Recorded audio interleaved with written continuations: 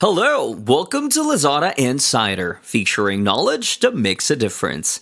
We share trusted insights, forward-looking perspectives, and exclusive expert interviews to keep you ahead of the curve.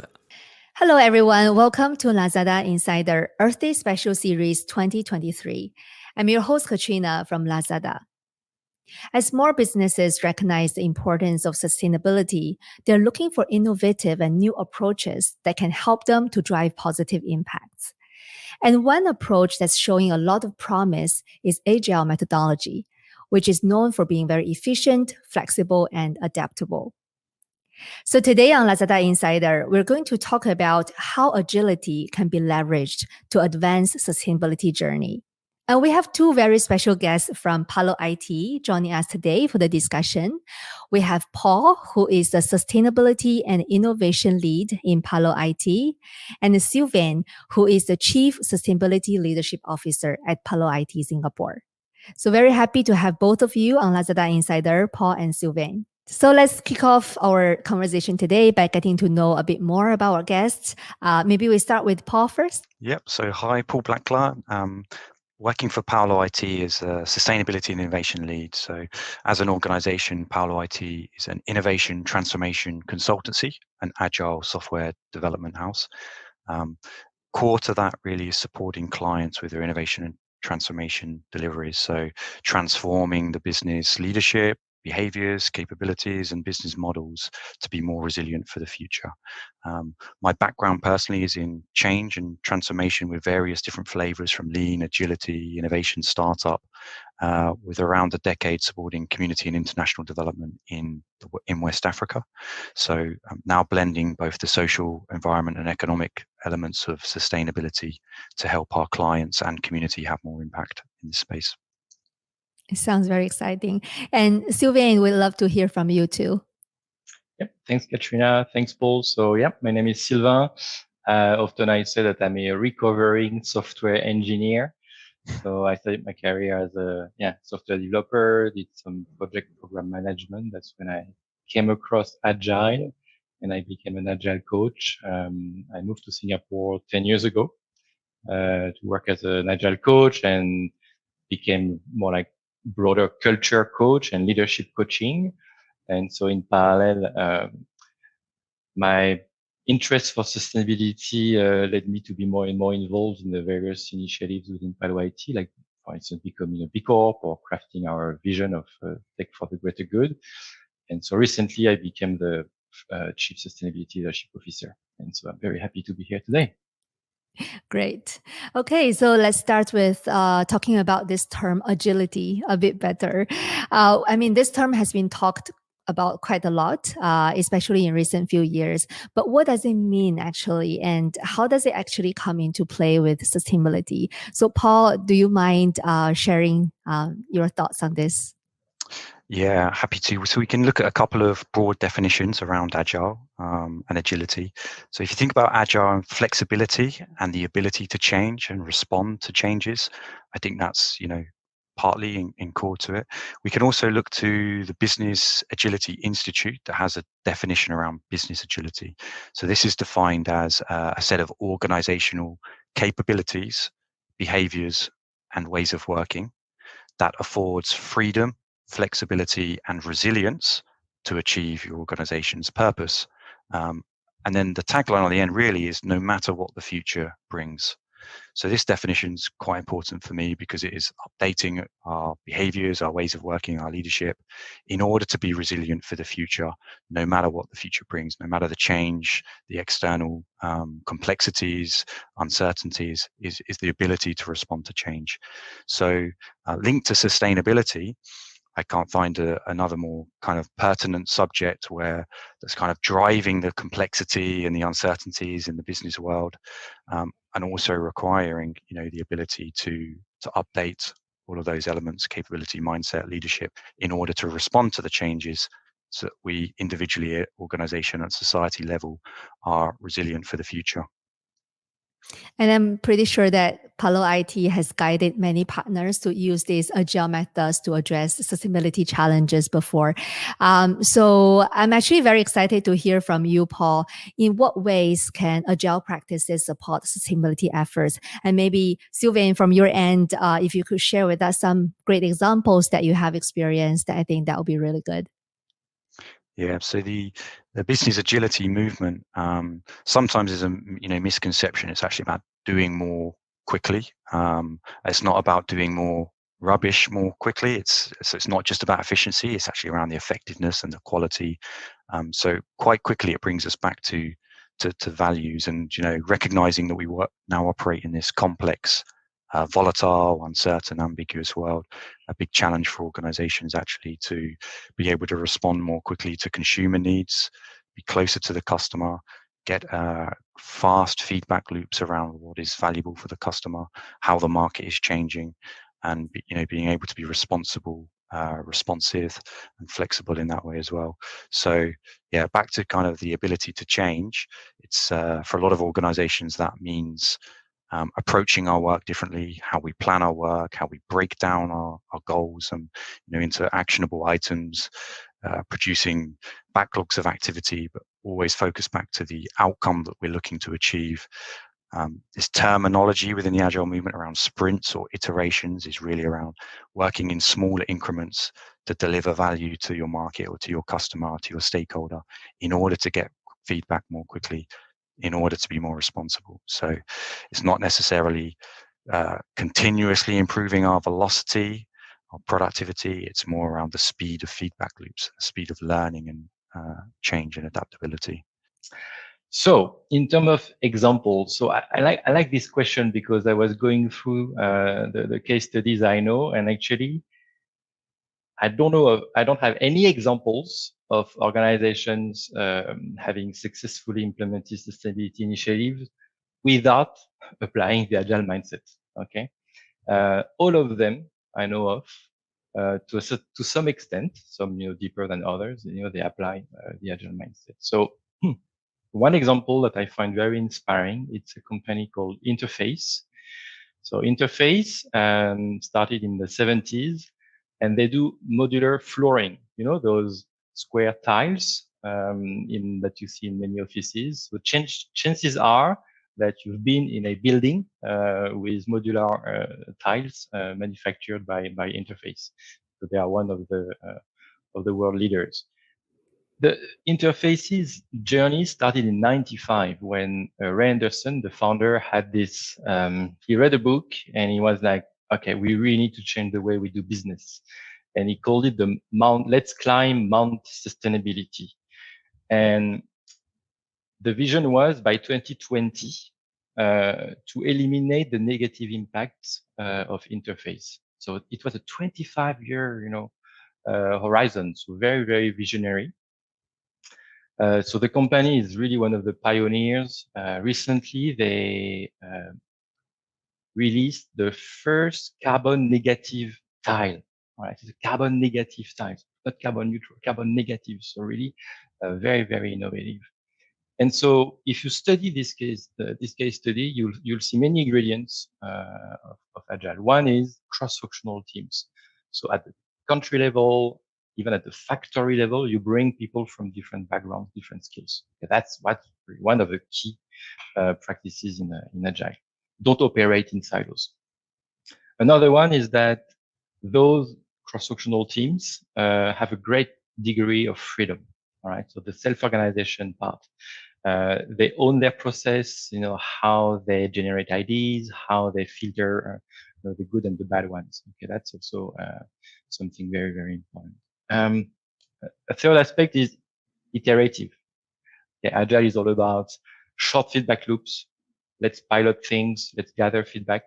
So that's something that they've been doing at Interface for now 25 years, 27 years. They put together those quest teams, and so the objective of those quest teams was really to make that vision of eliminating negative impact by 2020 a reality at the factory level. Last but not least, inspecting, adapting, also one of the key aspects of Agile. always show the outcome of your work to different stakeholders, get some feedback, and improve. So the continuous improvement aspect. So I could share many other case studies, but really, like, I think interface is really one of the great ones, especially it's in manufacturing, which is often considered maybe like a more difficult uh, uh, activity, where to be more sustainable. So yeah, that's the example for today. Thank you. And I think that in the example you mentioned about interface, you also mentioned that, there are different aspects or different dimensions of changes that are needed for applying the agile methods. I think two aspects of it, obviously, you also mentioned about the team, how they work together and the different way of working. So on the people and process part, clearly there is a lot of changes that's needed. So how can SMEs or business actually prepare for this transition better? Maybe Sylvain, you can help us explain a bit better on this. Sure. Yeah. Thanks for the question, Katrina. Okay. Number one, I think it's important to understand the agile mindset. When we teach agile, again, we tell people practices are the tip of the iceberg. What really matters is what's below the waterline. That's really the belief system, the values, the mindset. So learn the mindset, and you may realize that actually you are agile in many aspects of your life. Very often we take the example of, let's say, you organize your next vacation. Maybe you just book a flight, book the first night, and then you'll see, depending on the weather, depending on what the locals tell you, you will develop the rest of your vacation. That it will be emergent. You don't need to plan everything out in advance. You may also realize that Agile shares similar principles with maybe design thinking, human-centered design, lean startup, and that's like, oh, actually, that's pretty much the same. Yes, it's pretty much the same. All right. Second thing is get out of the building. All right. Get your weekly or monthly dose of inspiration. There are amazing communities out there, meetup groups, conferences online, in person, training, online training. So really talk to others and learn. I think this is really, even if there is no one size fits all, but we can really, really borrow, steal, and hack ideas, from others. Another one is, okay, once you understand the mindset, you got some inspiration from others, maybe you can start mapping your organization. All right, what are the areas where we are already quite agile? What are the areas where probably we need to grow? Acknowledge your strengths. I'm pretty sure that you have pockets of activities, of pockets of people that are already quite agile. After that, once you have the mapping, you can apply. So for instance, PALO IT, we have these 5 stage change model. All right. So which really embeds, some agile principles in it. So where are you at in your sustainability journey? Are you at the early stages of, creating awareness, creating a vision? Are you already piloting? Are you already rolling out? Or are you scaling? All right. So once you've mapped your organization, you can also see where you're at in your journey and use such models, to really, I would say, supercharge your sustainability journey with the agile steroids. I think my next question is quite challenging. I'll pose it to Paul here. So we know that actually, we know all these tips and all these tricks, but when actually applying the agile approach, especially in the field of sustainability, it comes with certain challenges and trade-offs, I would say. So can you share with us what are some typical challenges that you observe the SMEs and the business are often facing in the process, and how can business actually overcome them? Okay, so I would say, to Sylvain's point, maybe there are not so many trade-offs because it's just around delivering work better, value sooner, happier stakeholders. But there are, some challenges, and maybe this is an opportunity to learn from the Agile movement over the last 15 to 20 years around some of those challenges and anti-patterns that we see, so that we can learn from those lessons into the future and with sustainability at heart. So these would be things like The mindset, of course, is really key. So not being over-focused on the framework or the method or the process or the practice, and being a little bit more focused on the outcome, the value, the principle behind what it is that we're trying to achieve. We could argue that we already see this with the ESG movement and the frameworks and the assessments that are built up around that. Organizations now become over-focused on that rather than the actual goal around sustainability. And so, that's something to be mindful of. Second one might be leadership, start from the top.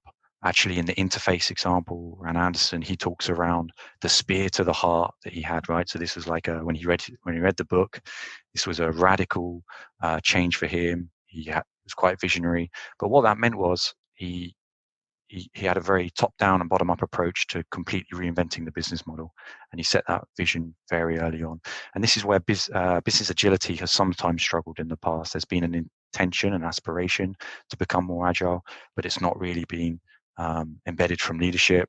It's not really been an update to the business model as a whole. It's been little practices within small teams.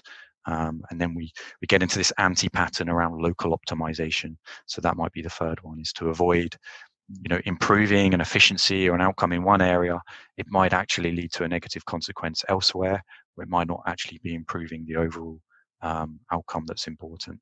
So with sustainability, it's such a global challenge. It's as much around, let's say you're looking at your supply chain, improving one area doesn't have a detrimental effect elsewhere. Or it could be putting a product onto the market. Electrical vehicles at the moment is a great example. Lots of benefits around decarbonisation if we're using renewable energy. However, the material impact of some of these rare materials that are putting into our digital devices are having environmental and social consequences as we're extracting these minerals, and they're depleting our natural resources and the recycling and end of life of our products. So we really need to build systems thinking and holistic thinking into our approach with sustainability, which sometimes was missed with the agility movement as well. I would say purpose and values driven is another opportunity. So really look at training and awareness at the mindset level, and not just jumping to the solutions. And then thirdly, I don't know if we're third, fourth, fifth point now, would probably be around the way that we actually break down and manage our work. So working in smaller iterations, defining the outcome that we're looking to achieve, then having short feedback loops and measuring have we actually achieved that outcome. Perhaps building small backlogs of work, within small periods, but minimizing our work in practice. It's a human tendency to think that we're, more productive by adding more and more things into our work stack, but this actually just slows the whole system down. It adds to the bureaucracy. So there is a lean efficiency to our ways of working that's really important here. Sustainability is such a critical topic that's important that we get, some of these things right, and our approach to ways of working is important. And then perhaps finally might be kind of linked to Sylvain's point around get out the office, but also think, connect more holistically, connect with your stakeholders, learn with your stakeholders. That's downstream with your suppliers, upstream with your consumers, build an ecosystem around this, attend events. The great thing about the agility movement was it was really built around human-centric values. There was a lot of giving back to the community, a lot of conferences, meetups, seminars, webinars. We're seeing the same thing within sustainability because people are so passionate. There's a portion of society that really feel the burning platform for change and are willing to share and learn. And PALO IT, really believes in this sort of ethos around ecosystem, giving back, sharing our work, trying to be transparent around the challenges and the opportunities for change. So hopefully those are a few things that we can carry forward. Thanks for sharing, and thanks for the advice as well. Let's touch on technology here. I think this is where perhaps PALO IT started with and continue doing very, very well on. Maybe the next question is for Sylvain. Can you share with us what role can technology actually play in enabling agility in sustainable practices? Absolutely. So right now we are using technology, right? And we could have traveled, take trains, cars, to meet in the same room to record this podcast. And especially since the pandemic, right? Now it becomes almost second nature, for us. Okay, let's meet online. So we know that working from home, it's one of the ways to limit our emissions, and to limit the pollution. So all the technology, all the tools that enable high collaboration, all right, they really bring sustainability and agility together. And at the same time, we limit our emissions, all right? Not fully, because, there is a cost of digital, right? So don't get me wrong. I'm saying it's neutral, but it's definitely less than, traveling, commuting like we used to do. Okay, that's one. That's an obvious one. The second one is data. And so Agile is there is a very strong emphasis on data in Agile. Let's try to shift from opinions to facts, and facts, are related to data. So what gets measured gets managed, we often hear. So everything around carbon tracking, impact dashboards, that really helps, that helps us make better decisions because we have the data that shortens the feedback loops that help us to shift. So really data, again, something that is really at the heart of Agile, and it's at the heart of sustainability as well. Another one that I like to mention, blockchain. So I was reading this article in the Guardian about sustainable fishing, and how to increase the trust from, they say, from hook to plate. I really like that, from hook to plate. And with blockchain now, we are able to track where the fish was caught, on which boat, what are the certifications. So there is really a lot of sustainability practices are related to trust. You want your customers to trust, what you say that you are putting in place. And the blockchain with, it's secure, it's digital, it's decentralized. It's probably part of the solution in order to increase that level of trust. And another one is maybe a bit thought-provoking. It's biomimicry.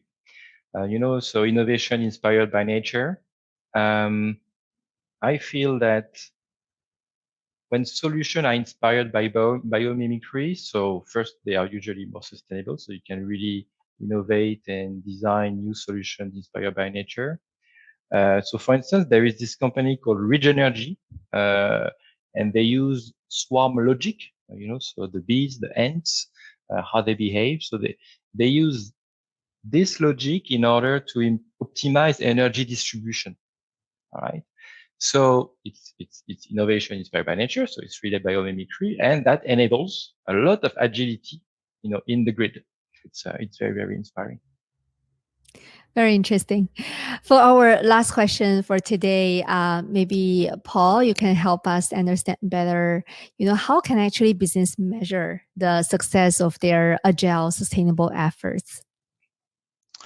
Okay, so I guess agility should be at the purpose of serving your broader goals. It's not agility for agility's sake, and so that's maybe the ultimate point to come back to is, what is the broader goal that you're looking to achieve, and is the agility, ways of working, leadership mindset an enabler to achieving those goals. So if we're talking about sustainability, then it's also about having very clear sustainability strategy, vision, goals, and outcomes, and seeing if you can kind of map some direct correlation back to that.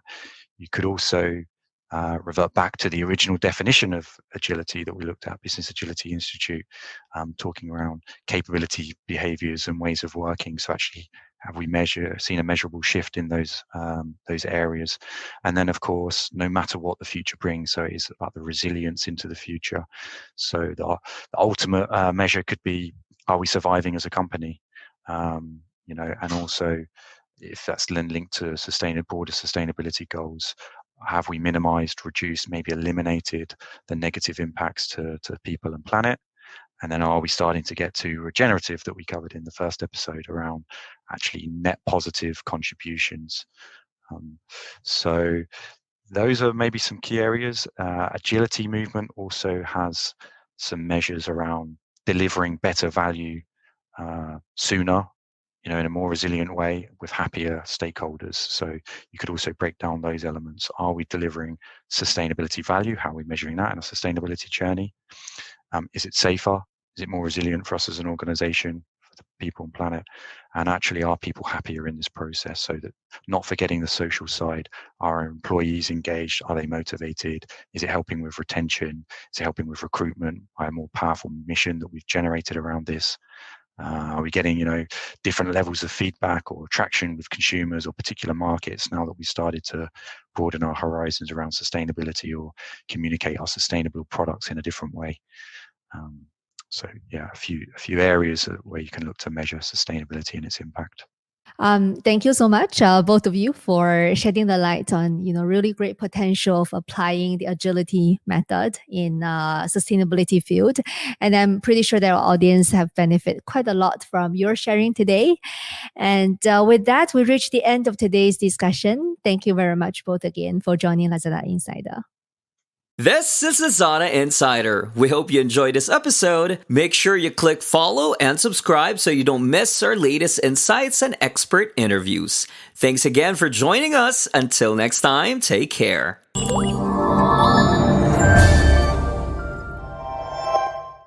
Lazada.